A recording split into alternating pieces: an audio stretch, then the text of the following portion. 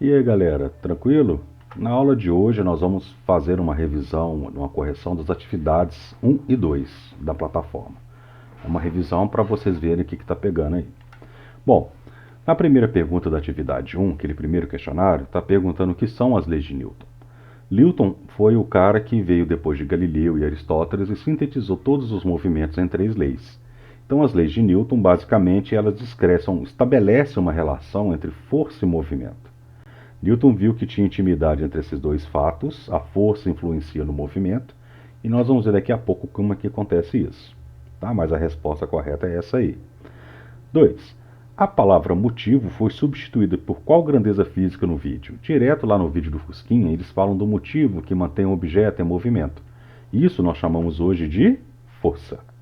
Seria a grandeza física correta para essa palavra aí. 3. Complete a frase abaixo de acordo com o vídeo. Se a soma das forças for, aí você pode fazer essas duas escolhas. Aqui no caso é igual a zero. O corpo mantém seu estado de movimento. Newton chamou isso aqui no caso de equilíbrio. Nós vamos ver daqui a pouquinho. Mas a completar na coluna são essas duas alternativas. 4. No vídeo, os cavaleiros caíram nas corridas de obstáculos devido ao fenômeno da inércia, já que eles continuavam em movimento após o cavalo parar. Isso é verdadeiro ou falso? Obviamente, isso é verdadeiro. O cara estava andando de cavalo, de repente o cavalo para. A tendência do corpo do cavaleiro é de continuar em movimento. Isso em si já é a essência do conceito de inércia, né? Que é a tendência do cara de continuar em movimento ou parado, dependendo da situação. Correto? Próximas aí. 5. Agora responda a pergunta do início do vídeo. Por que a pedra continuava em movimento? Essa que muita gente respondeu de acordo com Aristóteles, o que obviamente está errado. Né? Aristóteles explicava que a pedra, quando você jogava ela continua em movimento porque ela tira o ar da frente e faz um vácuo e esse ar impulsiona a pedra para o movimento dela. Isso está errado. Né? A pedra continua em movimento porque quando você joga a pedra, você tem pouca ou quase nenhuma oposição ao movimento dela enquanto ela estiver no ar. Então, se não tem nenhuma força para parar o movimento da pedra, ela vai continuar em movimento. Conceito de inércia. Né? Se tivesse colocado assim, a pedra continua devido ao conceito de inércia. Ok, estaria correto.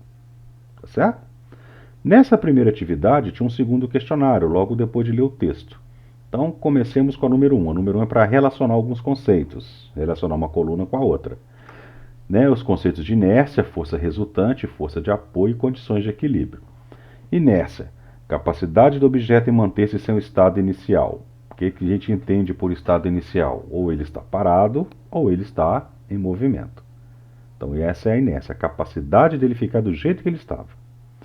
Força resultante, substituição de todas as forças que atuam em um objeto por apenas uma. Como assim? Se eu tenho um bloquinho aqui, uma força para cima que vale 7 e uma força para baixo que vale 4, quanto que vai ser a resultante aqui no caso? Eu vou substituir essas duas forças, 7 e 4, por apenas uma, que vale 3. Então essa é a minha força resultante.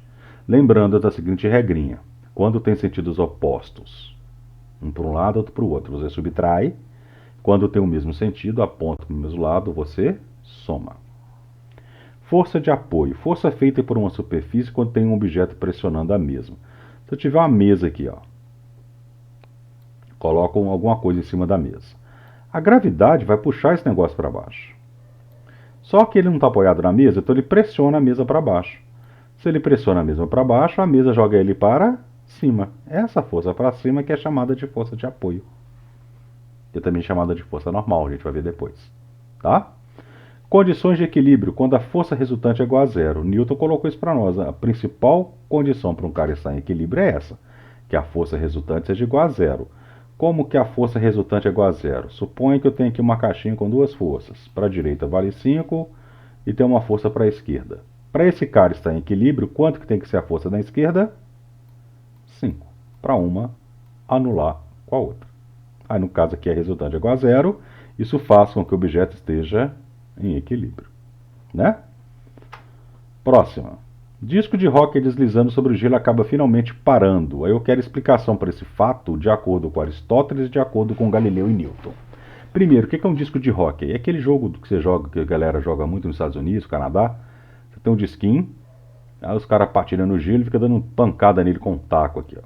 Pra ele ir pra um golzinho. Então o cara deu nele uma pancada, ele entrou em movimento e parou em cima do gelo. De acordo com Aristóteles, como é que ele interpreta isso? O objeto para porque não há força para continuar seu movimento.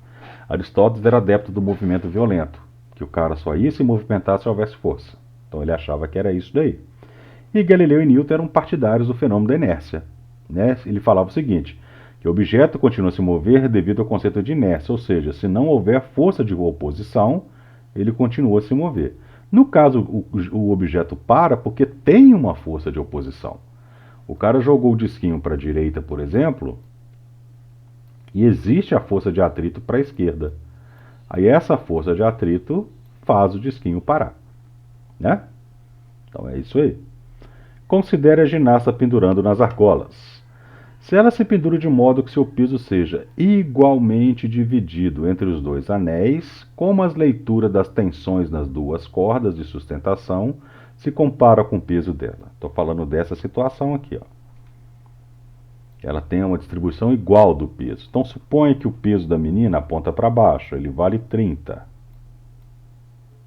Se está igualmente dividido, quanto que vai valer para cada? Aqui vale 15. E aqui vale 15. Então as tensões nas cordas são iguais a metade do seu peso. Correto? Agora, a outra situação. Suponha que ela se pendure de modo que um pouco mais que a metade de seu peso é sustentado pelo anel da esquerda. Então estou falando agora dessa situação. Um pouco mais da metade do peso. Então, digamos que aqui ela tem 18. Está querendo saber qual que é a leitura na tensão da corda da direita. Se a menina continua com 30 quilos, se essa corda já suporta 18, quanto que essa vai suportar? Essa vai suportar 12. Então, seria menor que a metade do seu peso. Né? Continuando, indique a leitura das tensões na corda da direita, sempre dessa aqui, de acordo com as posições de Etebaldo em relação ao andame. Etebaldo é esse moço aí, ó. Então, quando ele fica parado sozinho, bem no meio, se aqui vale 500, se ele está parado bem no meio, aqui também vai valer 500. As duas são iguais, igual da menininha lá no primeiro caso. Isso indica que para cima está sendo feita uma força de 1000, né? Se está sendo feita uma força de 1000 para cima, significa que o peso do Etebaldo mais o andame para baixo também vale 1000. Eu já até respondo essa aqui, ó. O peso dos dois é de 1000. Correto. Aí o Etebaldo andou um pouco para a direita. Aqui ficou fazendo 170. Quanto que tem que ser aqui? Ora, se tem que valer 1000 e aqui já tem 170, então aqui para chegar no 1000 faltam 830. Né? Aqui, ó. Se ele caiu do andame aqui, não está fazendo força nenhuma, quanto que essa corda está suportando? Vai estar suportando 1000, que é o total. Certinho? Atividade 2, aquela lição sobre o movimento uniforme. Né? Vocês viram um vídeo que eu produzi sobre o movimento uniforme e depois vou fazer a lição. Então, podemos definir velocidade como sendo a rapidez com que o objeto muda de tempo em relação a uma trajetória. Isso é verdadeiro ou falso? Isso é completamente falso. Velocidade é a rapidez com que muda de lugar e não de tempo. Então, isso aqui deixa coisa falsa. A figura ilustra um instante que um carro em alta velocidade é fotografado por uma câmera de um dispositivo controlador de velocidade, o radarzinho que está aqui, ó. Para que isso ocorra, esse dispositivo mede o tempo que o carro leva para atravessar os sensores L1, L2 e L3. Estão aqui os sensores. Para que seja possível calcular a velocidade do veículo, é necessário que se conheça também o quê? Olha, o dispositivo, que é o radar, ele mede o tempo. Eu quero calcular quem? A velocidade. Vocês lembram que velocidade, eu passei para vocês lá no vídeo, ela é calculada como distância dividido pelo tempo. Você não viu o vídeo, dá tempo de ver ainda, está na atividade 2. Então, o tempo já é medido pelo dispositivo. Então, eu teria que saber a distância. A distância que o quê? Que o carro percorre. Então, seria a distância entre os sensores. Então, a alternativa correta aqui seria a letra B. Se eu souber a distância, dividir pelo tempo que é calcular, que é medido pelo dispositivo, divide um pelo outro, eu vou achar a velocidade. Número 3. Um objeto descreve o movimento em linha reta de acordo com a tabela abaixo. Então, nessa tabela você está vendo que eu tenho uma coluna com a distância e uma coluna com o tempo. Sobre o movimento do objeto descrito pela tabela, podemos dizer que, então, que ele só quer saber se o movimento é uniforme e se a velocidade é constante. Na verdade, quando o movimento é uniforme, a velocidade é constante. Agora, o que significa isso? Ser velocidade constante é não alterar a sua velocidade, ela sempre vai ser a mesma. Como que eu percebo isso numa tabela? Olhando o comportamento da distância e do tempo. Se você olhar a distância, daqui para cá aumentou 60. Daqui para cá também aumentou 60. E daqui para cá também aumentou 60. Então, ele aumentou sempre a mesma distância. Olha o comportamento do tempo. Daqui para cá aumentou 3, daqui para cá aumentou 3 e daqui para cá aumentou 3.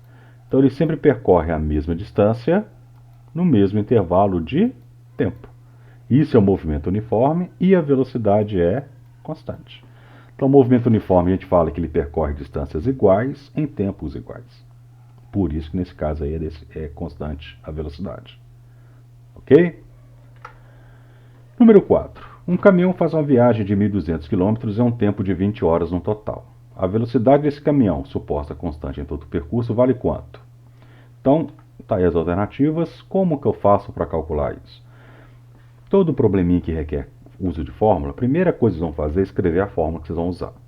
Né? Ele quer saber a velocidade. A única forma de velocidade que nós temos é essa aqui. Tá?